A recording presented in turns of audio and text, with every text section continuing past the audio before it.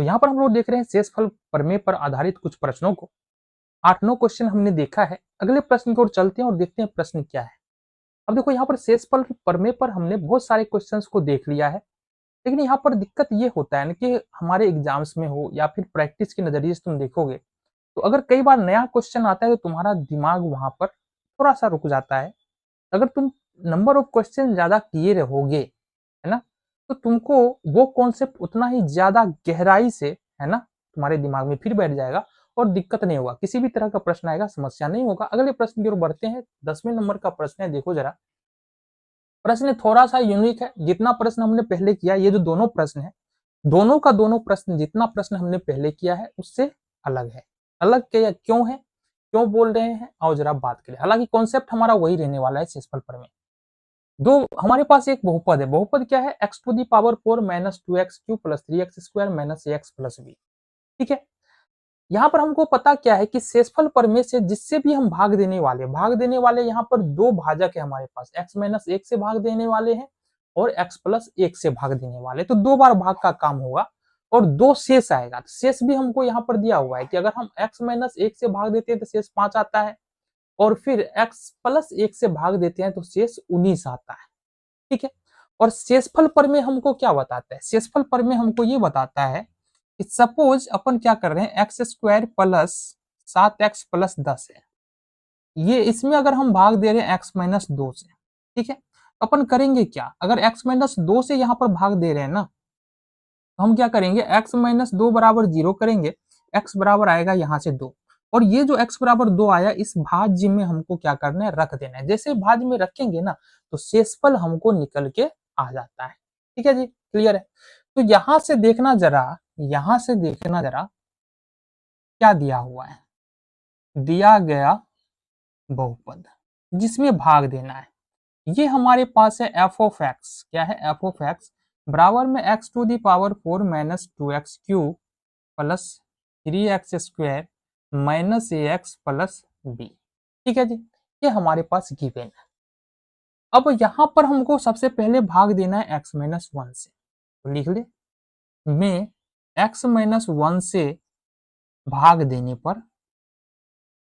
देने पर शेषफल प्रमेय से, शेषफल प्रमेय से प्राप्त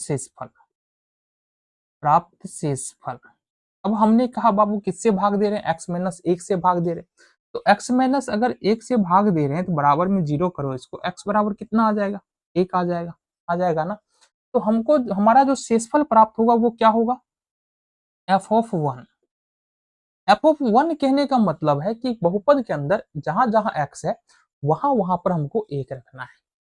तो अगर हम f ऑफ 1 निकाले तो सपोज हमारे पास यहाँ पर दिया हुआ है f ऑफ x बराबर x to the power 4 minus 2x³ plus 3x square minus ax और प्लस में b।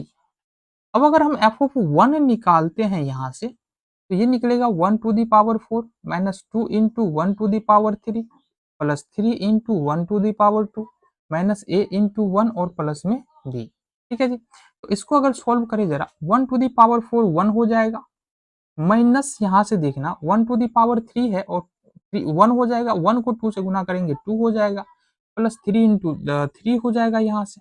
ठीक है जी, अब ये होगा हमारा माइनस a और प्लस b। ठीक है, ये निकल के आ रहा है। इसको थोड़ा सा और सोल्व करें तो क्या आ जाएगा, माइनस a प्लस b। ठीक, देखो 3 1 4 में से 2 घटा देंगे तो कितना हो जाएगा, 3 1 4, 4 में से 2, तो ये होगा हमारे पास 2। ठीक है, प्रश्न में क्या कहा जा रहा है कि हमारे पास रिमाइंडर शेषफल कितना आया है, माइनस a प्लस b और प्लस में 2। ये हमने रिमाइंडर निकाला है शेषफल प्रमेय का प्रयोग करके। बट प्रश्न में क्या दिया है कि इसका रिमाइंडर कितना आ रहा है, 5 आ रहा है। तो हम यहाँ से अगर हम प्रश्नानुसार निकालेंगे तो ये क्या होगा, minus a plus b plus 2 बराबर यहाँ से रिमाइंडर आ रहा है हमारा 5।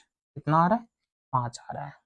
अब हम अगर यहाँ से आगे सॉल्व करें तो क्या निकल के आएगा हमारा, माइनस a प्लस b, और इस 2 को अगर दूसरी तरफ शिफ्ट करें तो 5 में से 2 घटा देंगे कितना हो जाएगा, 3 हो जाएगा। ये प्लस में इधर जाकर माइनस, इसको मानेंगे इक्वेशन फर्स्ट यानी समीकरण नंबर 1।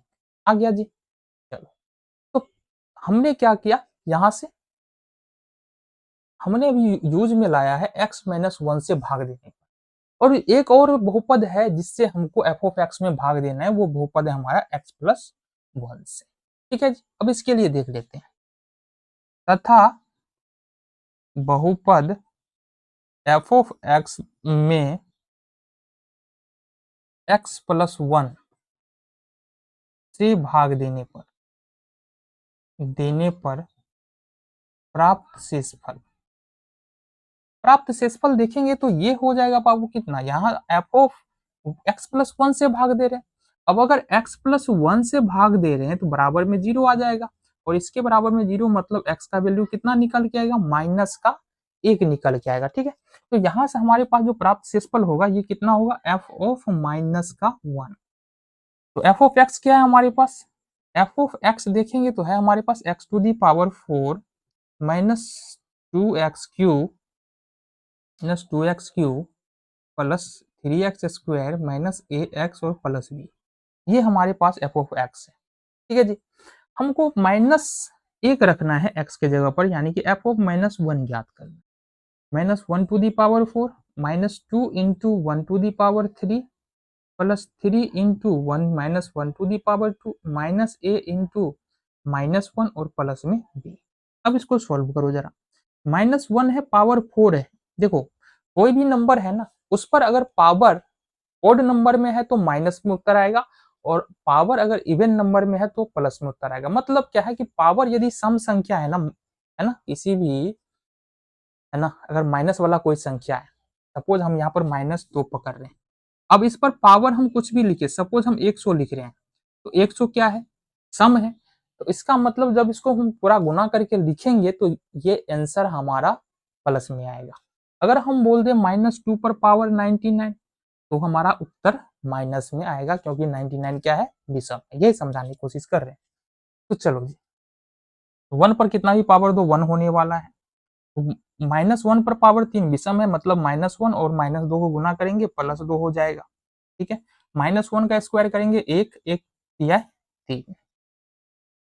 ठीक है, यहाँ से -1 तो ये प्लस में a हो जाएगा, प्लस में b हो जाएगा। थोड़ा और सोल्व करें इसको, 2 1 3 3 6 प्लस a प्लस। अब फिर से यहाँ पर अगर प्रश्नानुसार देखेंगे तो क्या दिया हुआ है, प्रश्नानुसार हमको बताया गया है x+1 से भाग देने पर 19 शेष बचता है। ये तो हमने शेषफल प्रमेय का प्रयोग करके लाया है। इसका मतलब है कि 6 + a + b बराबर यहाँ पर हमारे पास कितना हो जाएगा, 19 हो जाएगा। ठीक है, इधर आ जाओ, दूसरी तरफ आ जाओ। तो कहने का मतलब a + b बराबर 6 को दूसरी तरफ ले जाएंगे, माइनस में 19 हो जाएगा, माइनस में 19 की तरफ हो जाएगा -6, और 19 में से 6 घटाएंगे तो 13 बचेगा। तो इसका मतलब ये हमारे पास निकल के आ जाएगा a + b बराबर में, और ये निकला तुम्हारा समीकरण, क्या निकल गया, समीकरण 2 निकल गया। अब समीकरण 1 और 2 को हल करो, समीकरण 1 और 2 से। ठीक है, समीकरण 1 और 2 से देखना, समीकरण 1 निकला है -a + b बराबर में 3, और ये है a + b बराबर में 13। ए से ए कैंसिल आउट, जोड़ेंगे, है ना, चिन्ह चिन्ह क्या है यहाँ पर देखो, गुणांक ए का गुणांक क्या है, ए का गुणांक समान है और चिन्ह असमान है। इस स्थिति में जोड़ते हैं तो दोनों को जोड़ देंगे, ये हो जाएगा 2b बराबर, ये होगा 16 13 3 16, b बराबर होगा 16 बट्टे में 2 2 अट्ठे 16, b का मान यहाँ पर निकला 8। b का मान समीकरण 1 में रख देंगे, तो समीकरण 1 है -a + b बराबर में 3, b का मान निकाला है हमने -a + b का मान हमने निकाला है 8 बराबर 3, -a बराबर में इसको 8 को उठा के दूसरी तरफ ले जाएंगे, 3 - 8 होगा, -a बराबर माइनस का 5, माइनस से माइनस कैंसिल, a का मान यहाँ पर 5 निकल के आ जाएगा। ठीक है, ये a और b का मान निकल के आया, बट प्रश्न हमारा क्या कह रहा है जरा देखना, प्रश्न कह रहा है तो जो बहुपद है हमारा, अब हमारा बहुपद क्या है पहले ये देखो। अब दिया गया बहुपद f ऑफ x है, क्या है हमारे पास बहुपद, x⁴ minus 2x³ plus 3x², ठीक है, और माइनस ax और प्लस का b, ये बहुपद हमको ज्ञात है।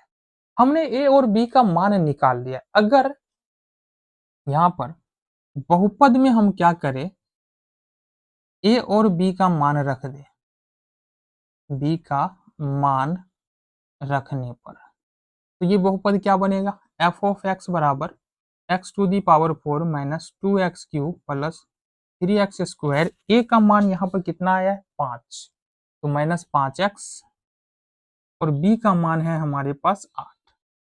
तो ये हमारा पूरा का पूरा बहुपद निकल के आ गया। ठीक है जी। अब हमको बोल रहा है कि अगर इस वाले बहुपद को x-2 से भाग दिया जाए, ठीक है, प्राप्त बहुपद